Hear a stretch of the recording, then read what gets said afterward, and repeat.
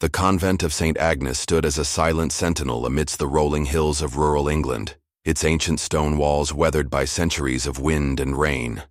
Nestled in a secluded valley near the village of Eldermore, where morning mist clung to the earth like a whispered prayer, the convent was a sanctuary of solitude, untouched by the clamor of the modern world. Its towering spires reached toward the heavens, and its iron gates, rusted but resolute, guarded a community of nuns who had forsaken earthly desires for a life of devotion. Dressed in simple white habits, the sisters moved through their days, with quiet purpose, their voices rising in harmonious chants that filled the chapel's vaulted ceiling. The convent was a beacon of faith, a place where the sacred rhythm of prayer, work, and charity governed every moment. Mother Superior Elizabeth, a woman of 50 with silver-streaked hair and eyes that held both compassion and steel, had led St. Agnes for nearly 2 decades. Her presence was a steadying force, her calm authority a guiding light for the 30 nuns under her care. She had shepherded them through lean winters, moments of spiritual doubt, and the quiet joys of their cloistered existence. Under her leadership, the convent had flourished, its gardens blooming with roses and lavender, its charitable work sustaining the poorest families in Eldermore. The villagers revered St. Agnes, often leaving baskets of bread, wool, or apples at the gates as tokens of gratitude, their faith in the nuns unshakable. On a crisp morning in May 2025, the chapel bell tolled, its deep, resonant tone cutting through the mist that blanketed the valley. The nuns filed into the stone-walled chapel, their footsteps soft against the worn floor, their white habits glowing faintly in the candlelight. Sister Clara, a young nun of 23 with a gentle face framed by dark curls and a voice that carried the sweetest notes in the choir, took her place in the second row of wooden pews. The air was thick with the scent of incense, and the flickering candles cast long shadows across the ancient stone altar where a carved wooden cross stood. As a silent witness to their devotion, Mother Elizabeth stood before the congregation, her hands clasped, her voice steady as she began the morning service. "Blessed are those who walk in the light of the Lord," she intoned, her words echoing through the sacred space, each syllable a thread weaving the sisters together in their shared faith. But before she could continue, a sharp gasp shattered the silence. Sister Clara swayed, her hands clutching her stomach, her face draining of color until it was as pale as the mist outside. Her knees buckled, and she collapsed to the floor with a soft thud, her habit pooling around her like spilled milk. The Senate nuns froze, their prayers halting as a ripple of shock spread through the chapel, the harmony of their voices unraveling into a low hum of concern. Sister Clara, Sister Margaret, a sturdy woman in her 30s with a practical demeanor and a no-nonsense braid tucked beneath her veil, rushed to her side, kneeling beside her. Clara's breath came in shallow, ragged gasps, her eyes wide with confusion and pain. One hand pressed against her abdomen, the other gripped Margaret's arm as if seeking an anchor in a storm. The other nuns stirred, their murmurs growing, their eyes darting between one another, searching for answers none could provide. "Stay calm, sisters," Mother Elizabeth said, hurrying down from the altar, her voice firm but laced with worry that betrayed the calm she projected. Her heart pounded as she knelt beside Clara, brushing a strand of hair from the young nun's forehead. "Sister Jane, Sister Rose, help me get her to the infirmary." Sister Jane, a wiry nun with sharp eyes and a quick mind, and Sister Rose, a soft-spoken woman with a gentle touch and a tendency to hum hymns under her breath, stepped forward. They gently lifted Clara, supporting her trembling frame as they guided her out of the chapel, her feet dragging against the stone floor. The remaining sisters stood in stunned silence, their hands clutching rosaries or folded in prayer, their faces pale with unspoken questions. Mother Elizabeth followed, her mind racing. Clara was one of the youngest in the convent, a soul so pure it seemed impossible for her to be struck by such distress. What could have caused this sudden collapse? Was it illness, exhaustion, or something more sinister? In the infirmary, a small room with whitewashed walls and a single window overlooking the mist-shrouded hills, Dr. Helen Carter arrived within the hour. A middle-aged physician with a no-nonsense demeanor and a kind smile that softened her sharp features. She had served the convent for years. Her visits rare, but always welcomed. She carried a worn leather medical bag, its contents clinking softly as she set it on the table. Clara lay on the narrow cot, her face still pale, her eyes fluttering as she tried to speak, her voice barely a whisper. Dr. Carter examined her carefully, her brow furrowing as she took note of the young nun's symptoms. Nausea, fatigue, and a slight swelling in her abdomen that seemed out of place for her slender frame. Mother Elizabeth stood by the door, her hands clasped tightly, her rosary beads digging into her palms. "What is it, Dr. Carter?" she asked, her voice barely, above a whisper, as if speaking too loudly might make the situation real. Dr. Carter hesitated, her eyes meeting Elizabeth's with a mixture of disbelief and unease. She stepped into the hallway, closing the door behind her to ensure privacy. Her hands fidgeted with the stethoscope around her neck, and her voice was low, as if the words themselves were a betrayal. "Mother Elizabeth, I need to speak with you privately." Elizabeth nodded, her heart sinking as they moved to a small alcove lined with shelves of herbal remedies and prayer books. The air felt heavy, as if the walls themselves were holding their breath. Dr. Carter's face was ashen, her hands trembling slightly as she spoke. "Clara shows signs of pregnancy," she said, her voice barely audible, each word landing like a stone in still water. Elizabeth froze, her breath catching in her throat. "That's impossible," she said, her tone sharp, almost accusing, though she knew Dr. Carter was not the enemy. "No man has ever set foot in this convent. Our sisters are vowed to chastity, Dr. Carter. You know this as well as I do." "No," the doctor replied, wiping a bead of sweat from her brow despite the cool morning air. "But the symptoms are unmistakable. Her abdomen is slightly distended, and she's experiencing morning sickness. I've seen these signs before, Mother Elizabeth, in my years working with rural communities." Elizabeth's mind reeled, her thoughts a whirlwind of disbelief and dread. The convent was a cloistered community, its iron gates locked to the outside world except for the rare visits of Dr. Carter or the occasional delivery of supplies from Eldermore. The nuns' only contact with outsiders came through their charitable work in the village, distributing food, clothing, or blankets to the poor. But even then, they were always chaperoned by senior sisters, their interactions strictly monitored. The idea of Clara, with her earnest prayers and gentle smile breaking her vows, was unthinkable.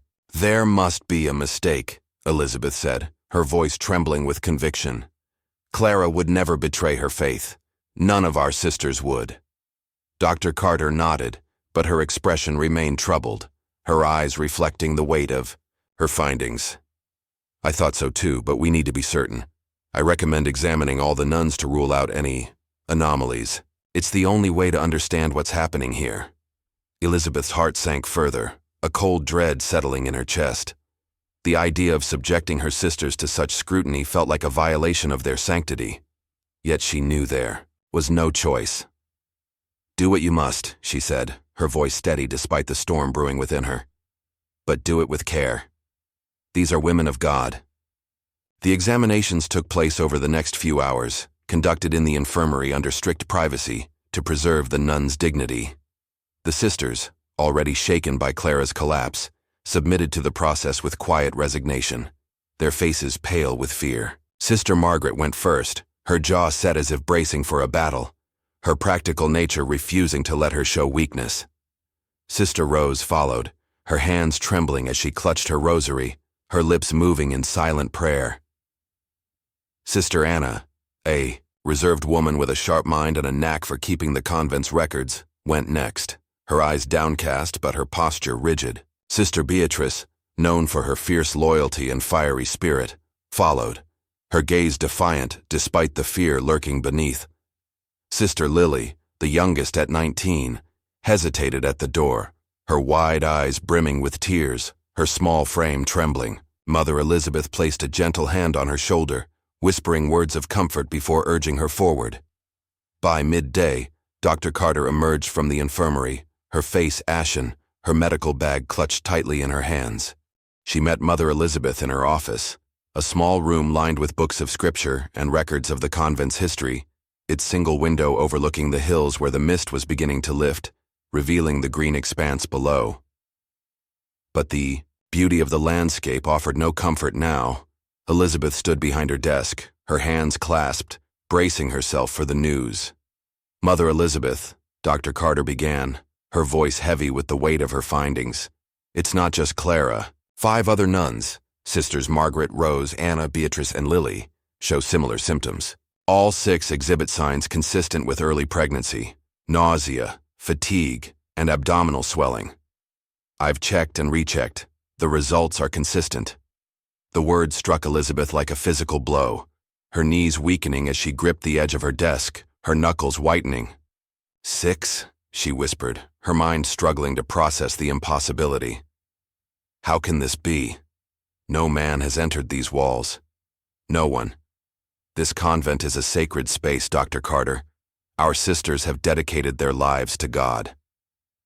"I don't have an explanation," Dr. Carter admitted, her voice strained, her eyes reflecting the same disbelief that gripped Elizabeth. "But the signs are undeniable. I've seen these symptoms before and they all point to the same conclusion. I wish I had another answer." Elizabeth stared out the window, her thoughts a whirlwind of fear, anger, and confusion. The convent was a place of purity, a sanctuary where the nuns had surrendered their lives to serve God. The idea that 6 of them could be pregnant was not just a scandal. It was an affront to everything St. Agnes stood for, a violation of the sacred vows that bound them. She clasped her rosary, the beads cool against her fingers, and whispered a silent prayer for guidance. But the weight of the situation pressed down on her like a stone. How could this have happened? Was it a medical error, a misunderstanding, or something far darker? By evening, the first whispers of the news reached Eldermore. A delivery boy, overhearing a hushed conversation between 2 nuns as he dropped off a crate of vegetables at the convent's gate, carried the tale to the village pub, his eyes wide with the scandalous gossip. The story spread like wildfire, fueled by disbelief, outrage, and a growing sense of betrayal.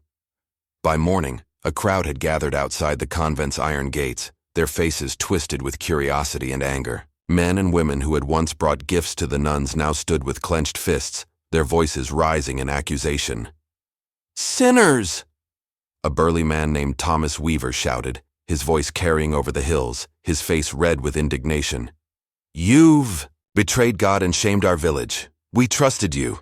A woman, Mary Hale, cried, her voice breaking with emotion. She had once knitted blankets for the nuns to distribute to the poor, but now her eyes burned with contempt. "How could you do this to us?" Stones clattered against the gates, the sound sharp and jarring, each impact a wound to the convent's sanctity. Mother Elizabeth stood on the convent's balcony, her white habit stark against the gray stone, watching as the crowd grew. The villagers' anger was palpable, a wave of betrayal that threatened to crash over the convent's walls. She felt a pang of sorrow, not for herself but for her sisters, who had devoted their lives to serving these very people, only to be met with scorn.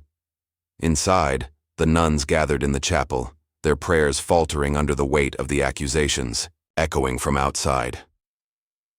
Sister Lily clung to Sister Beatrice, her eyes red with tears, her small frame trembling.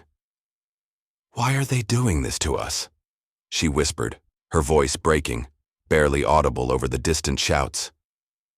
"We've done nothing wrong." Beatrice, her face set with determination, held her tightly, her own eyes glistening but her jaw firm. "God knows the truth, Lily," she said, though her voice wavered with uncertainty, her faith tested by the growing storm. Mother Elizabeth addressed them, standing before the altar where she had led countless services, her presence a beacon of strength despite the turmoil in her heart.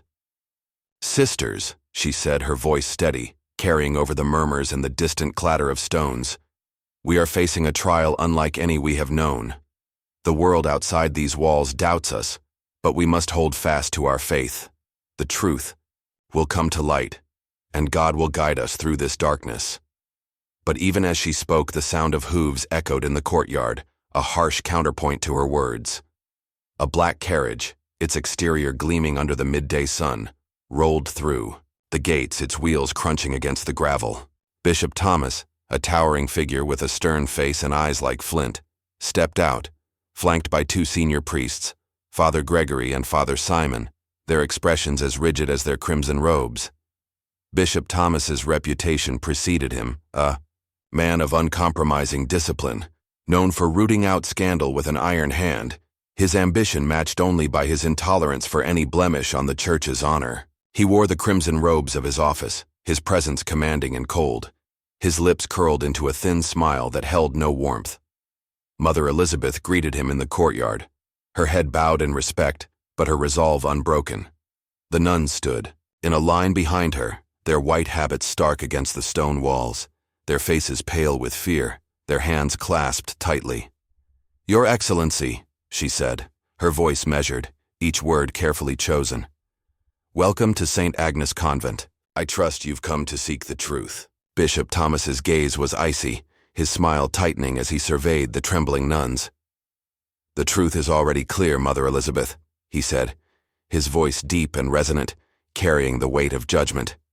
"Your convent has brought shame upon the church. I am here to ensure justice is served." The air grew heavy, the nuns lowering their eyes, their hearts pounding in their chests.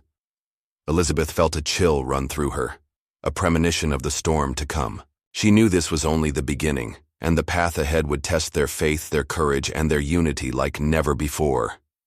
The arrival of Bishop Thomas cast a shadow over St. Agnes Convent, transforming its sacred halls into a place of suspicion and fear.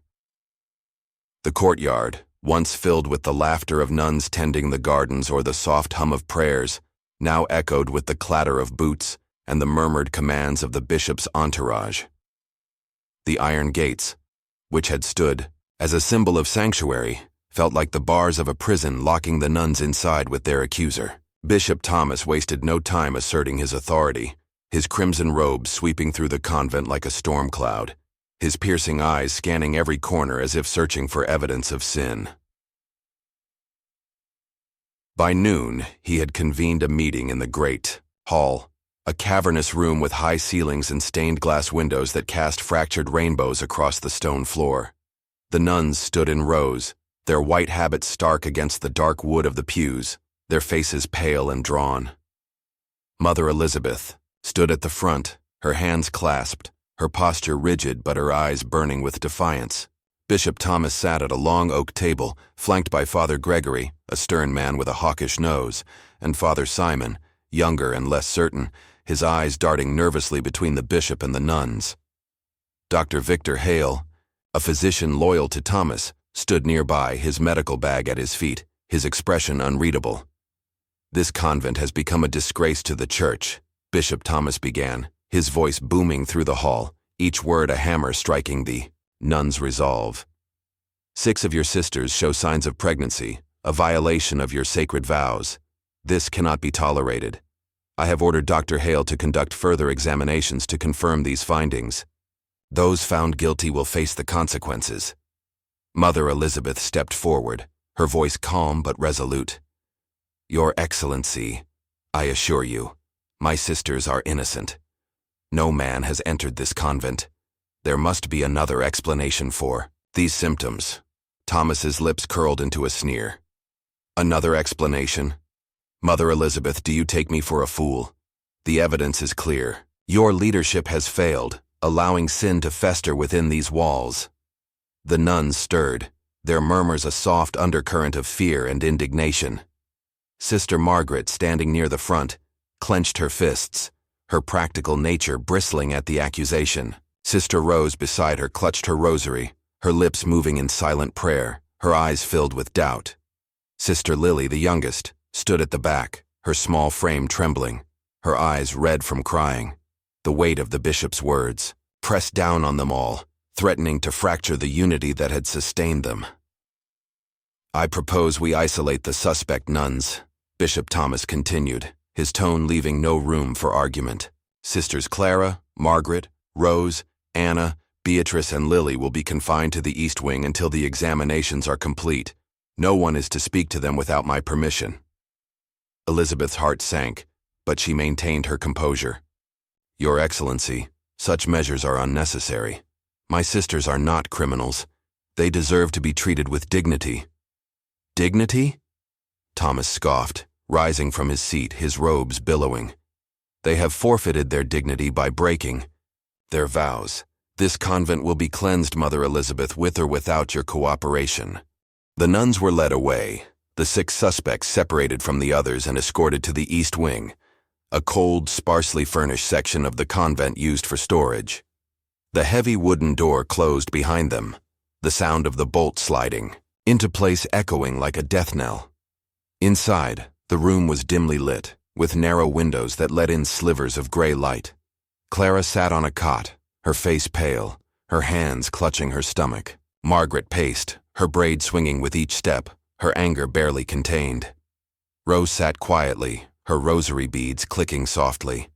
Anna and Beatrice stood together, their faces set with determination, while Lily curled up in a corner, her sobs muffled by her habit. "We've done nothing wrong," Margaret said, her voice low but fierce. "How can they treat us like this?" "They're scared," Anna replied, her sharp mind analyzing the situation. "The bishop needs someone to blame, and we're the easiest targets." "But why us?" Rose whispered, her voice trembling. "What have we done to deserve this?" Beatrice placed a hand on her shoulder, her eyes blazing. "Nothing, Rose. That's the point. This isn't about us. It's about power." Lily's sobs grew louder, and Clara moved to her side, wrapping an arm around her. "God will protect us," Clara said softly, though her own voice wavered. "He has to." Outside, the villagers' anger escalated, their protests turning violent. By evening, a crowd of dozens gathered at the gates, their shouts echoing through the valley. "Sinners!" a man bellowed, hurling a stone that struck the iron bars with a clang.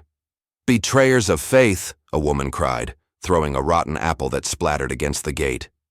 Banners appeared, scrawled with accusations. "God's wrath upon you and no place for sinners." The convent, once a beacon of hope, was now a target of scorn, its walls besieged by the very people it had served. Mother Elizabeth stood on the balcony, watching the chaos unfold. The stones and shouts were a physical assault, but the betrayal cut deeper. These were the families she had helped feed, the children her nuns had taught to read, the widows they had comforted. Now their faces were twisted with rage, their faith in the convent shattered by rumors. She gripped the railing, her knuckles white, her heart heavy with sorrow. Inside, the atmosphere grew heavier. Bishop Thomas ordered the nuns to gather in the great hall again, this time presenting a stack of papers, confession forms. "Sign these," he said, his voice cold, "and admit your sins. The church may show mercy to those who confess." Margaret's eyes narrowed.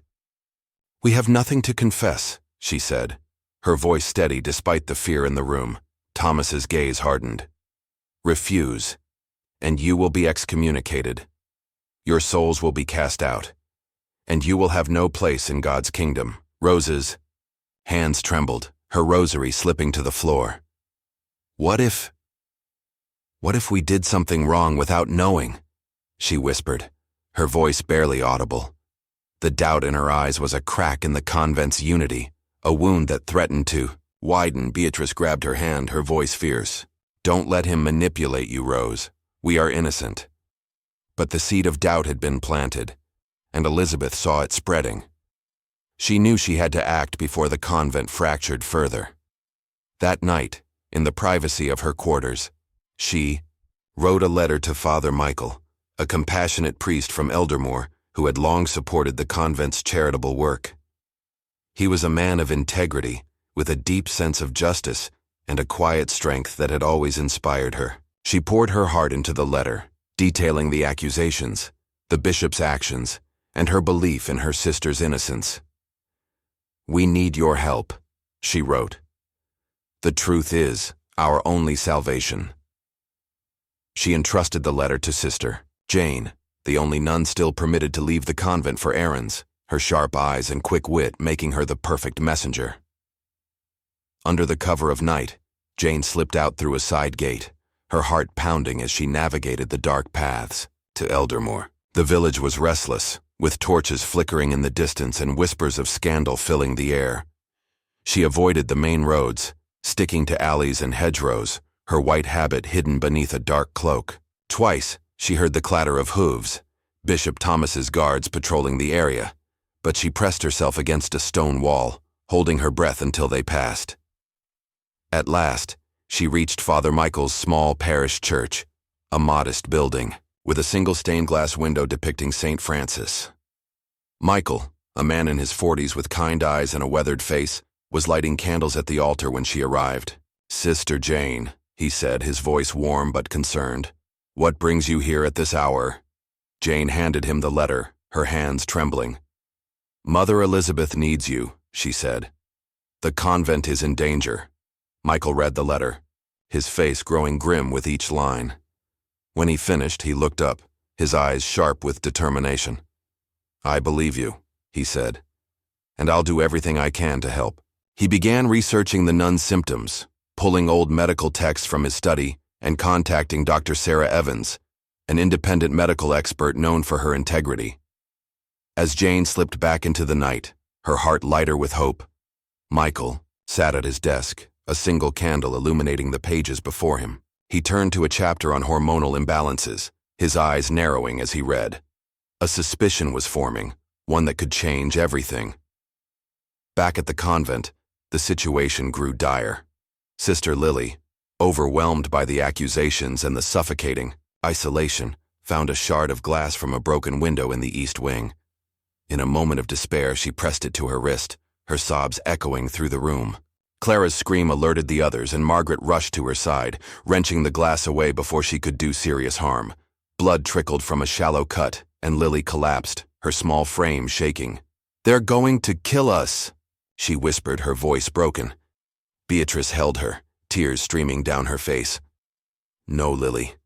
We'll find a way. We have to." Mother Elizabeth, confined to her quarters, heard the commotion and defied the bishop's orders, slipping past a sleeping guard to reach the east wing. She knelt beside Lily, wrapping her in her arms, her voice a soothing balm. "You are not alone," she said. "God is with us, and we will endure." But as the shouts from the villagers grew louder outside, and the bishop's grip on the convent tightened, Elizabeth knew time was running out. The part ended with Michael uncovering a clue in a medical journal. The symptoms matched those caused by a synthetic hormone, suggesting a deliberate act. The truth was within reach, but the convent was on the brink of collapse.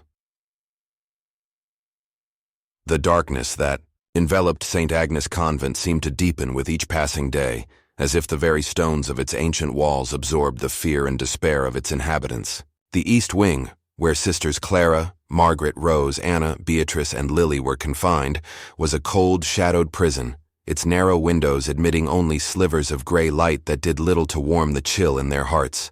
The heavy wooden door, bolted shut by Bishop Thomas's orders, stood as a barrier between them and the world they had once known, a world of prayer, sisterhood, and purpose. Outside, the villagers of Eldermore grew more volatile, their shouts and the clatter of stones against the iron gates a constant reminder of the convent's fall from grace. Inside, the nuns clung to their faith, but the weight of accusation and isolation threatened to break even the strongest among them. Mother Superior Elizabeth, confined to her quarters under the watchful eyes of Bishop Thomas's guards, felt the walls closing in. Her small office, once a haven of quiet reflection, now felt like a cell, its books of scripture and records of the convent's history mocking her powerlessness. She knelt before a small wooden crucifix on her desk, her rosary beads slipping through her fingers as she prayed for guidance. "Lord, show us the path," she whispered, her voice steady despite the turmoil in her soul. "Protect my sisters, reveal the truth." But the silence that followed was heavy, broken only by the distant cries of the crowd outside. In the East Wing, the 6 isolated nuns huddled together, their white habits crumpled and stained from days of confinement. Sister Clara, still weak from her collapse, sat on a cot, her hands folded in her lap, her gentle face etched with exhaustion. Sister Margaret paced the small room, her braids swinging with each step, her practical nature warring with the anger that simmered within her. "This isn't right," she muttered, her voice low but fierce. "They can't keep us locked away like criminals. We've done nothing wrong." Sister Anna, her sharp mind always analyzing, nodded from where she sat against the wall, her knees drawn up. "It's not about guilt," she said, her voice measured. "It's about control. The bishop wants to break us, to break Mother Elizabeth. But why? What does he gain?" Sister Rose, clutching her rosary, looked up, her eyes filled with doubt. What if we're wrong?" she whispered, her voice trembling. "What if we've done something to bring this upon ourselves? Maybe God is punishing us." Beatrice, her fiery spirit undimmed despite the confinement, grabbed Rose's hand, her grip fierce. "Don't you dare believe that, Rose. This isn't God's work. This is man's cruelty. We are innocent and will prove it." Sister Lily, the youngest, curled up in a corner, her small frame shaking with silent sobs. The shard of glass she had used to harm herself lay discarded, the shallow cut on her wrist bandaged, but still a stark reminder of her despair. Clara moved to her side, wrapping an arm around her, her voice soft but firm. "Lily, we're still here. We're still together. God hasn't abandoned us." But the weight of their situation was crushing. The nuns could hear the villagers' shouts, the accusations of sinners and betrayers echoing through the valley. The convent, once a beacon of hope, was now a pariah, its sacred halls tainted by scandal. Bishop Thomas's presence loomed over them, his crimson robes, a constant reminder of his authority. He had ordered further examinations by Dr. Victor Hale, a physician whose loyalty to the bishop was unquestioned, unlike Dr. Helen Carter's impartiality. The nuns submitted to the invasive tests, their dignity eroded with each cold touch of the stethoscope, each probing question about their bodies and their faith. In Eldermore, Father Michael sat in his small parish church, the flickering light of a single candle illuminating the pages of an old medical journal. His kind eyes, usually warm with compassion, were narrowed with focus as he read, his weathered hands turning the pages with urgency. Sister Jane's letter from Mother Elizabeth lay open on his desk, its words a desperate plea for help. "The bishop seeks to destroy us," Elizabeth had written. "Our sisters are innocent, but we need proof. You are our only hope." Michael's heart ached for the nuns, women he had known for years, whose charity had fed the hungry and clothed the poor of his parish. He could not believe they had sinned, but the symptoms described, nausea, fatigue, abdominal swelling, pointed to an impossible truth. He had contacted Dr. Sarah Evans, an independent medical expert with a reputation for integrity and a no-nonsense approach to her work. A woman in her late 40s with sharp green eyes and a mind as precise as a scalpel, Dr. Evans had arrived at the church that morning, her medical bag slung over her shoulder. She sat across from Michael, her fingers tapping the table as she reviewed the symptoms he had outlined. "These signs mimic pregnancy," she said, her voice clipped but thoughtful. "But they could be induced artificially. Certain synthetic hormones, if ingested, can cause nausea, swelling, even hormonal imbalances that resemble early pregnancy." Michael leaned forward, his heart pounding. "You're saying someone could have done this deliberately?" Dr. Evans nodded, her expression grim. "It's possible. If the nuns were exposed to such a substance, through food or water for instance, it could explain everything. But we'd need blood samples to confirm it, and access to the convent's water supply to test for contamination." Michael's mind raced. A deliberate act meant a conspiracy, and the only person with the power and motive to orchestrate such a scheme was Bishop Thomas. Rumors had circulated in Eldermore about the church's interest in the convent's land, a sprawling estate that developers eyed for a luxury retreat. If Thomas could discredit Mother Elizabeth and dismantle the convent, the land could be sold, and his influence in the church would grow. But proving it would be dangerous, and time was running out. He turned to Sister Jane, who had returned to the church under the cover of night, her white habit hidden beneath a dark cloak. Her sharp eyes were wide with fear, but her resolve was unshaken. "Jane," Michael said, his voice low, "we need to get into the convent. Dr. Evans needs a blood sample from one of the nuns, and we need to test the water supply. Can you help us?" Jane nodded, though her hands trembled. "The bishop's guards are everywhere, but I know a way through the old garden gate. It's rarely watched. But if we're caught—" "We won't be," Michael said, his voice firm. "We have to trust in God and in the truth." Jane's mission was perilous. She slipped back to the convent under a moonless sky, her heart pounding as she navigated the winding paths through the hills. The village was restless, with torches flickering in the distance and whispers of scandal filling the air. She avoided the main roads, sticking to hedgerows and shadowed alleys, her cloak blending into the darkness. Twice, she heard the clatter of hooves. Bishop Thomas's guards patrolling the area, their lanterns casting eerie glows. She pressed herself against a stone wall, holding her breath until they passed, her fingers clutching Mother Elizabeth's second letter, a desperate plea for haste. Inside the convent, the isolated nuns struggled to hold on to hope. Clara's health deteriorated, her nausea worsening, her strength fading. Margaret's anger kept her pacing, her fists clenched as she muttered prayers for strength. Rose's doubt grew, her rosary beads worn from constant use, her whispers filled with self-recrimination. Anna and Beatrice remained steadfast, their minds working to piece together the puzzle, but Lily was a ghost of herself, her eyes hollow, her voice silent since her attempt to harm herself. Mother Elizabeth, though confined, found ways to communicate, slipping notes through cracks in the walls, her words of faith a lifeline for her sisters. "The Lord is our shepherd," she wrote. "We shall not want. Hold fast."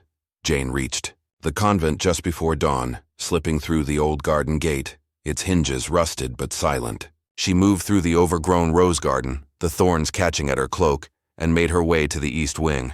She tapped softly on the bolted door, and Beatrice, ever vigilant, opened a small panel used for passing food. "Jane," Beatrice whispered, her eyes wide with hope. "Is there news?" Jane passed the letter to Beatrice, her voice urgent. "Father Michael and Dr. Evans believe you've been poisoned. They need a blood sample and access to the water supply. Can you get Clara to the infirmary?" Beatrice nodded, her jaw set. "We'll find a way." The plan was risky. Margaret and Anna distracted the guard by feigning an argument, their voices loud enough to draw attention, while Beatrice and Clara slipped out, supporting the weakened nun as they moved through the shadowed corridors to the infirmary. Dr. Evans, waiting in the garden, entered through the gate Jane had left unlocked, her medical bag at the ready. She drew a blood sample from Clara, her movements swift and precise, and collected a vial of water from the convent's well, hidden behind the chapel. But as they prepared to leave, a guard's lantern flickered in the distance, his boots crunching on the gravel. "Hide," Jane hissed, pulling Dr. Evans into a storage shed. They crouched behind crates of candles, their breaths shallow as the guard passed, his lantern casting shadows through the cracks in the door. Clara, weak but determined, made it back to the east wing with Beatrice's help, unnoticed. Jane and Dr. Evans escaped, the blood sample and water vial clutched tightly in the doctor's bag.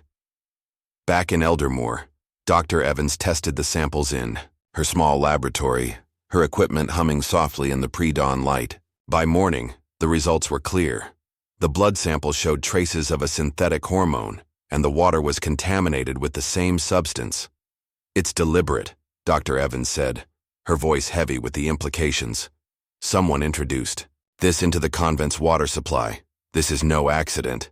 Michael's face darkened, his suspicion confirmed. "It's Bishop Thomas," he said, his voice low but resolute. "He wants the convent's land, and he's willing to destroy innocent women to get it." Jane, exhausted but determined, nodded. "What do we do now?" "We confront him," Michael said. "But we need more evidence. The ledger of his orders, if it exists, would be in his quarters, and we need to act fast. Thomas has ordered the nuns' expulsion tomorrow." The part ended with Jane slipping back to the convent, her heart pounding as she carried the test results to Mother Elizabeth. The truth was within reach, but the bishop's grip tightened, and the nuns faced their darkest hour. The spark of hope had been lit, but it flickered precariously in the gathering storm. The dawn broke over St. Agnes Convent with a cold, gray light, the mist clinging to the hills like a shroud. The iron gates, battered by days of stones and insults, stood firm, but the air was thick with tension, as if the valley itself held its breath. Inside, the nuns gathered in the great hall, their white habits a stark contrast to the dark wood and stained glass, their faces pale with fear and resolve. Mother Superior Elizabeth, released from her confinement under pressure from Father Simon, stood at the front, her silver-streaked hair catching the faint light, her eyes burning with determination. Today was the day Bishop Thomas had declared the expulsion of the 6 suspect nuns, Clara, Margaret, Rose, Anna, Beatrice, and Lily, a decision that would cast them out into a world that had already turned against them. Outside, the villagers of Eldermore gathered, their numbers swelling as the news of the expulsion spread. Their shouts of sinners and betrayers had grown hoarse, but their anger remained, fueled by rumors and the bishop's proclamations. Banners waved in the wind, their messages scrawled in angry red, "No place for liars," and God's judgment awaits. Stones littered the ground before the gates, and the air carried the sour smell of rotten fruit hurled in protest. The convent, once a symbol of hope, was now a battlefield, its sanctity under siege. Bishop Thomas stood on the steps of the great hall, his crimson robes billowing, his stern face a mask of authority. Father Gregory and Father Simon flanked him, their expressions uneasy, while Dr. Victor Hale stood nearby, his medical bag a silent testament to the accusations he had upheld. The nuns stood in rows, their hands clasped, their eyes fixed on Mother Elizabeth, who faced the bishop with unwavering resolve. The air was heavy with anticipation, the silence broken only by the distant shouts of the crowd. "Your Excellency," Elizabeth began, her voice steady, carrying through the hall, "you have accused my sisters of sins they did not commit. You have confined them, humiliated them, and now you seek to cast them out. But I tell you they are innocent, and I demand a chance to prove it." Thomas's lips curled into a sneer, his eyes glinting with disdain. "Mother Elizabeth, your defiance only deepens the shame of this convent. The evidence is clear. 6 of your nuns show signs of pregnancy, their guilt is undeniable, and their expulsion is necessary to preserve the Church's honor." The nuns stirred, their murmurs a soft undercurrent of fear and indignation. Sister Margaret clenched her fists, her practical nature bristling at the injustice. Sister Rose's hands trembled, her doubt warring with her faith. Sister Lily, still fragile from her ordeal, clung to Beatrice, her eyes wide with terror. Clara and Anna stood firm, their resolve a quiet strength in the face of the bishop's accusations. But the tide was about to turn. Father Michael and Dr. Sarah Evans stood at the back of the hall, having slipped into the convent through the old garden gate with Sister Jane's help. Michael held a leather folder containing the blood test results and water analysis, his kind eyes burning with determination. Dr. Evans, her sharp green eyes scanning the room, clutched her medical bag, ready to present the evidence that could save the nuns. Jane stood beside them, her cloak discarded, her white habit a symbol of her loyalty to her sisters. Michael stepped forward, his voice cutting through the tension like a blade. "Bishop Thomas, you speak of evidence, but you have built your case on lies. We have proof that the nuns are innocent, that their symptoms were caused by a deliberate act of poisoning." A murmur rippled through the hall, the nuns gasping, the priests exchanging uneasy glances. Thomas's face remained impassive, but his eyes narrowed, a flicker of unease betraying his composure. "What nonsense is this?" he demanded, his voice booming. "You dare accuse me of fabricating evidence?" Dr. Evans stepped forward, her voice calm but authoritative. "I am Dr. Sarah Evans, an independent medical expert. I have tested blood samples from Sister Clara and water from the convent's well. The results show traces of a synthetic hormone that mimics pregnancy symptoms. This was no accident. It was introduced into the water supply deliberately." The crowd outside, their shouts audible through the open windows, fell silent, straining to hear the exchange. The villagers' anger wavered, their certainty shaken by the doctor's words. Father Simon, his young face troubled, stepped forward, his voice hesitant. "If this is true, Your Excellency, we must investigate. The Church cannot condone such a deception," Thomas scoffed, his voice dripping with contempt. "This is a farce, a desperate attempt to shield sinners. These results cannot be trusted." But before he could continue, Father Daniel, a young priest who had wavered in his loyalty to Thomas, stepped forward, his hands trembling as he held a small ledger. "I found this in your quarters, Your Excellency," he said, his voice shaking, but resolute. It documents orders for a synthetic hormone, signed by you, delivered to a supplier in London. The dates match the onset of the nuns' symptoms. The hall erupted in gasps, the nuns clutching each other, their eyes wide with hope and disbelief. Elizabeth's heart pounded, her faith rewarded by this glimmer of truth. The villagers outside, hearing Daniel's words through the open windows, began to murmur, their anger shifting toward the bishop. "Could we have been wrong?" a woman whispered, her voice trembling. "Have we condemned the innocent?" Thomas's face paled, his composure cracking. "This is a lie," he roared, his voice echoing through the hall. "You have no proof." Dr. Evans held up the test results, her voice unwavering. "The blood, samples and water analysis are irrefutable." The hormone was administered through the convent's water supply, affecting only those who drank from it regularly, the nuns. This was a calculated act to discredit them and seize control of this convent. Father Gregory, Thomas's loyal ally, stepped forward, his hawkish face flushed with anger. "This is absurd. The bishop is a man of God. He would never stoop to such treachery." But Father Simon, his doubts growing, turned to Thomas, his voice firm. "If you have nothing to hide, Your Excellency, allow an independent medical council to verify these results. Let the truth speak for itself." Thomas's fists clenched, his eyes darting to the exits. He knew the tide was turning, his carefully laid plans unraveling. The crowd outside grew restless, their shouts turning from accusations against the nuns to demands for justice. "Let us see the truth," a man called, his voice carrying over the others. "If the bishop is innocent, prove it." Seeing his authority crumble, Thomas made a desperate move. He turned and strode toward a side door, his robes billowing as he aimed to escape through the convent's back gate. But the villagers, their anger now directed at him, had anticipated his move. A group of men, led by Thomas Weaver, the same man who had once hurled stones at the nuns, blocked the gate, their faces hard with resolve. "You won't escape so easily," Weaver growled, his voice thick with betrayal. Stones flew, striking Thomas's robes, and he stumbled, his hands raised in a futile attempt to shield himself. "I am a bishop," he shouted, his voice desperate. "I serve God." But the crowd no longer believed him. The church's knights, stationed at the gates, rushed to intervene, not to save Thomas, but to prevent a riot.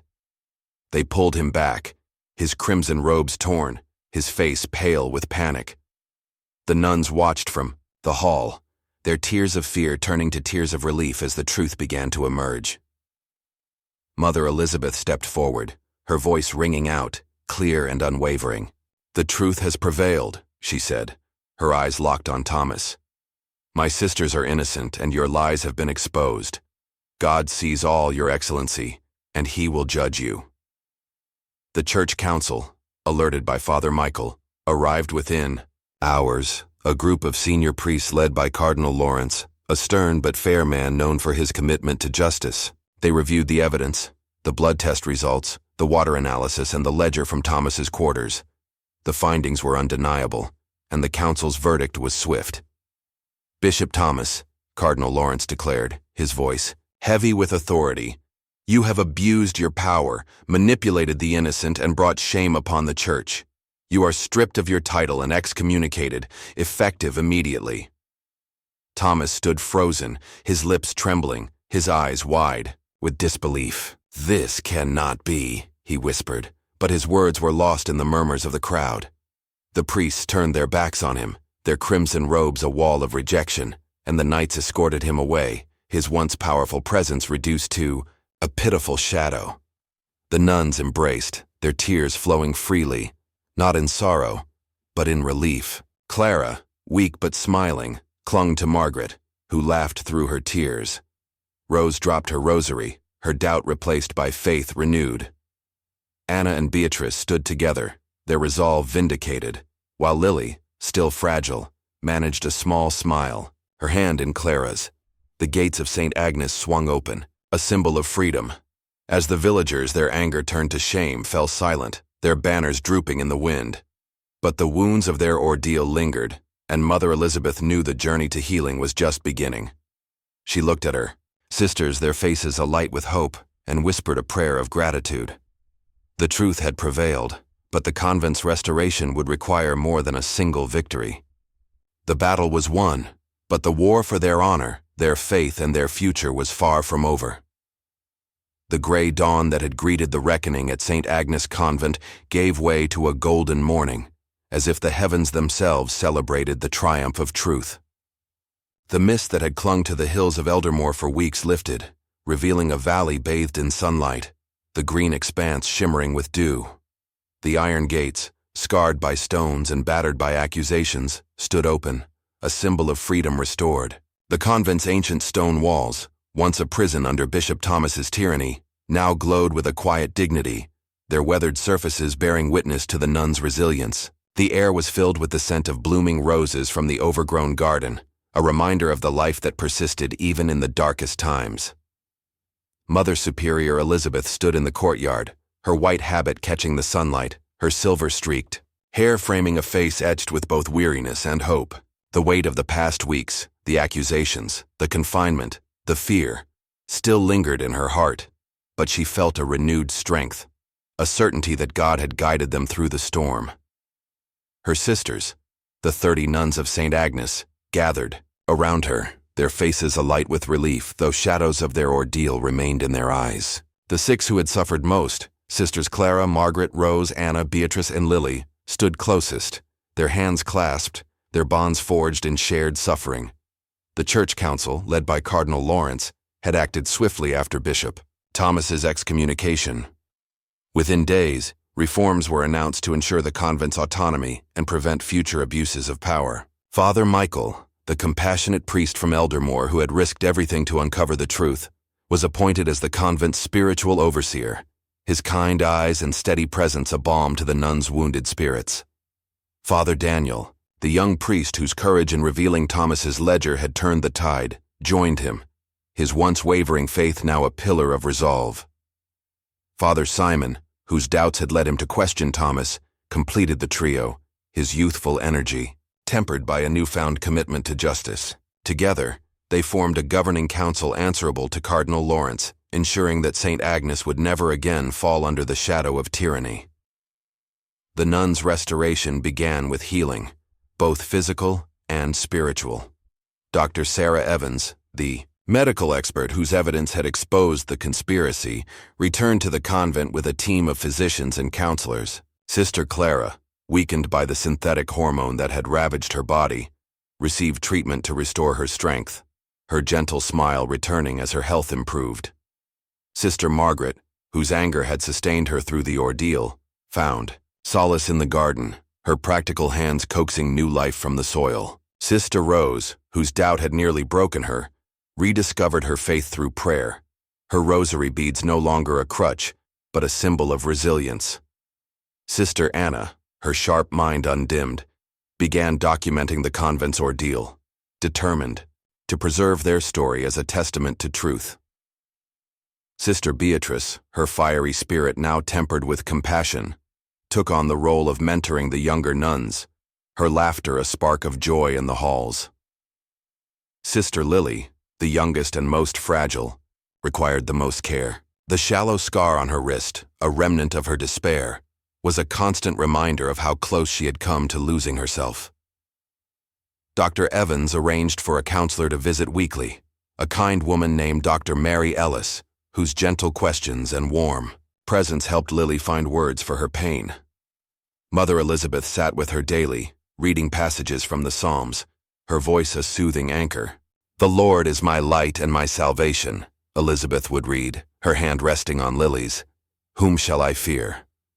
Slowly, Lily's eyes grew brighter, her small frame less hunched, her voice returning in soft whispers of prayer. The convent rallied around her, their love a shield against the lingering shadows of trauma. The villagers of Eldermore, who had once stood outside the gates with stones and accusations, began to return, their faces heavy with shame. The first to come was Mary Hale, the woman who had knitted blankets for the nuns' charity, her eyes red with tears as she approached the open gates. She carried a basket of wildflowers, their petals trembling in her hands. "Mother Elizabeth," she said, her voice breaking. "I believed the lies. I threw stones at your gates. Can you ever forgive me?" Elizabeth stepped forward, her eyes warm with compassion. "Mary," she said, taking the woman's hands, "we have all been misled at times. What matters is that you're here now, seeking to make amends. Come, pray with us." Mary fell to her knees, her sobs echoing in the courtyard, and Elizabeth knelt beside her, their hands clasped in a moment of reconciliation. Others followed. Thomas Weaver, the burly man who had led the protests, brought a sack of apples from his orchard, his gruff voice choked with regret. Young families who had once cheered the nuns' charity returned with bread and wool, their children clinging to their skirts, wide-eyed at the convent's restored beauty. Each act of contrition was met with grace, the nuns welcoming their former accusers with open hearts, their forgiveness a reflection of the faith that had sustained them. The convent's chapel, its vaulted ceiling and stained glass windows once silent witnesses to their suffering, became the heart of their renewal. A special mass was planned to celebrate the nuns' vindication, a ceremony that would mark the rebirth of St. Agnes. The villagers were invited, their presence a sign of the community's healing. On the morning of the Mass, the chapel was filled with the scent of incense and the glow of candles, their flames dancing in the sunlight that streamed through the windows. The nuns filed in, their white habits pristine, their voices rising in a hymn of gratitude. Amazing grace, how sweet the sound that saved a wretch like me. Father Michael stood at the altar, his weathered face radiant with hope. His sermon was simple but profound, his words resonating with the nuns and villagers alike. "We have walked through the valley of the shadow of death," he said, his voice steady. "But we have not walked alone. God has been with us, guiding us toward truth, teaching us the power of resilience and the necessity of forgiveness. Let this convent stand as a testament to that truth, a beacon of hope for all who seek justice." Mother Elizabeth, standing at the front, felt tears prick her eyes, not of sorrow but of gratitude. She looked at her sisters, Clara's gentle smile, Margaret's steady gaze, Rose's quiet strength, Anna's thoughtful nod, Beatrice's fierce pride, and Lily's tentative hope, and knew they had emerged stronger, their faith tempered by fire. The villagers, seated in the pews, bowed their heads, their earlier anger replaced by humility. The hymn swelled, its melody carrying beyond the chapel walls, a declaration of renewal that echoed through the valley. The convent's mission expanded in the weeks that followed, its purpose redefined by the ordeal. Mother Elizabeth proposed, transforming St. Agnes into a sanctuary for women facing injustice, those fleeing abuse, poverty, or persecution.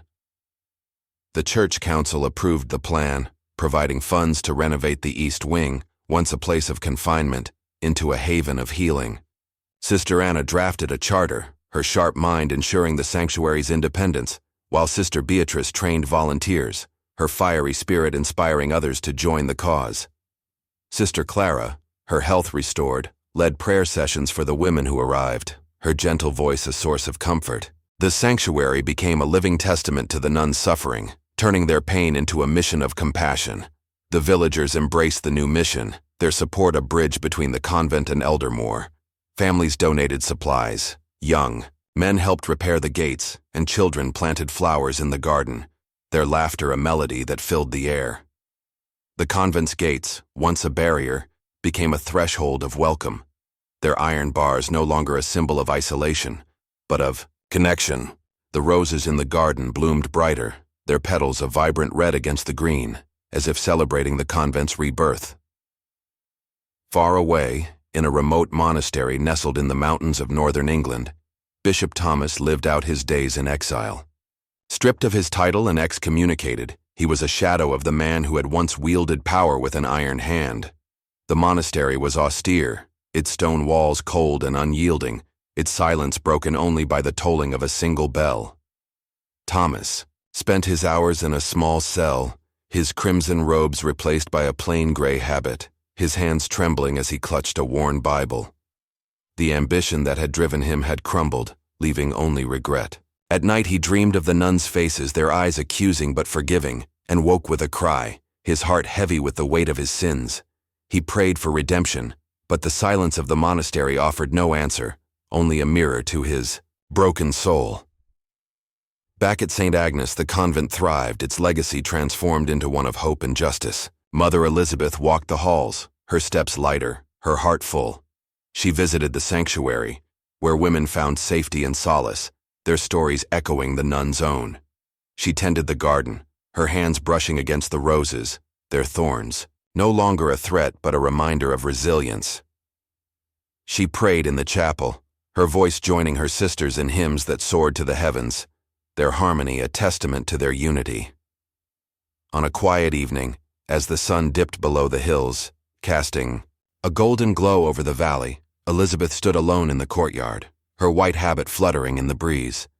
The sky was a canvas of amber and rose, the stars beginning to emerge like promises of light. She lifted her eyes, her hands clasped, and whispered a prayer of gratitude. Thank you, Lord, for guiding us through the darkness. Thank you for the truth, for our sisters, for this new beginning. The chapel bell tolled, its deep, resonant tone carrying over the hills, a call to prayer, to hope, to life. The convent of St. Agnes, reborn from the ashes of injustice, stood as a beacon of faith, its walls glowing under the golden light of a new dawn. The nuns, their voices rising in song, carried the legacy forward, their story a testament to the power of truth, the strength of unity, and the grace of forgiveness.